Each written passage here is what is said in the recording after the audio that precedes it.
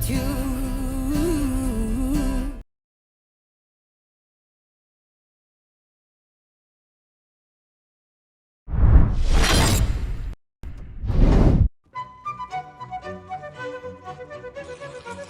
Anak aku, maaf aku hidup dulu. Akan mami lumbekan. Haadha lataa koo ana dhiisii warri warshaayyuu beeku. Guyyaatti qarshii baas ture. Qarshii 50 qofa. Waggaa meeqa dhugdanii jirtu? Waggaa 20 qofa. Harkitanii abbaa lataa koo qarshii 300 fixxan dhugaatiitti. Silaa konkolaataa tokkoon bitatu turtan yoon. Tole haadha lataa koo ati alkoolii muddaa. Lakki akkuma.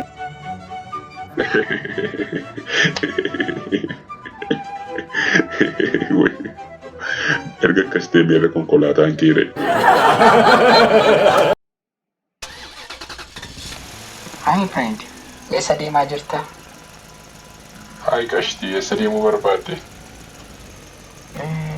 Boolii deemuu barbaade hin ture. Rakkoon hin jiru jalasee meeshaa qabda moo harka qulqullaadha? Ammaaf meeshaa biraan qabu ammaaf kophaa makoodha. Tole seenuu dandeessa. Afachuu qarshii meeqan kaffala danga booleetti? Jalas amma sitti tole kaffalta rakkoon hin jiru. Bravo! Akkas taanaan qarshii 2 fiixaa. Masalaa sitti fakkaate.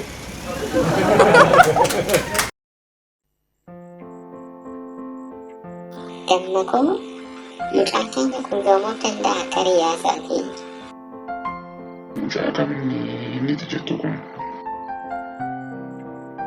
Gaamee kan jira mana kana keessa mucaa makeenyadha. Isaa waggaan isaa 24 ta'eera. Kana booda irraa kee akkana hundaa fi yaalii tokkoon gaggeessa. Akkamitti guyyaa tokkotti wanta kun ta'uu danda'a? Akkamitti? Faalaffalli jira mucaa harmi jira ni mammaakaa rakkoon hin jiru. Alakoon waan si mariisuu barbaadeen ati kana booda daa'ima miti waggaan keellee 18 olidha. Akka hiriyoota keetii of danda'uu qabda jennee haadha kee wajjin mari'annee har'a akkaatee akka ta'uu dandeessuuf haala tokko si mijeessaa jirra. Abbaa koo kunii fedha gosa guddaadha. Baay'ee natti tolas. Dhala koo ammeenyaaf akkanoon goone beektaa akkuma ta'uu dandeessuufidha. Erga akkas ta'e boqqolloo kuntaala tokko ala siif keenyeerraa dhaqee fudhadhuutu itti fayyadame.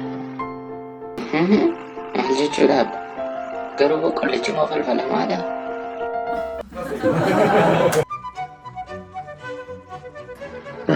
Tarfaas maal hojjette qophaa kee bosona keessa?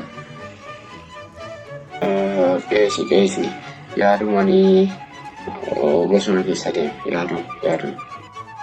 Al tarfaasa kun yaada sirrii miti. Inni bosona keessa qophaa nama deemsisu kun. Ilaa tarfaasa waggaan kee gaafan ilaalu waggaa 40 waliin ta'a. Hangammaatti immoo maa fuudhee yaadni garooti. Keessi tun fuudhee nan jaalladha. Garuu maalaan godha fuudhee isan naa galu jedhe.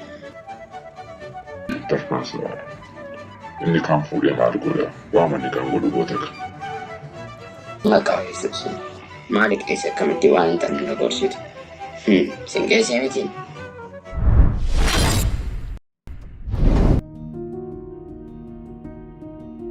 Egaa barattoota barumsa guyyaa irraa baranneerraa barumsa guddaa akka barattan abdiin qaba. Eeyyee barsiisa. Baay'ee gaariidha. Erga akkas ta'e gaaffiin isin gaafadha barattoota. Tarfaasaa asirraan jalqaba. Leenca tokko leenca meeqa ta'a? Barsiisa leenca 2 ta'a.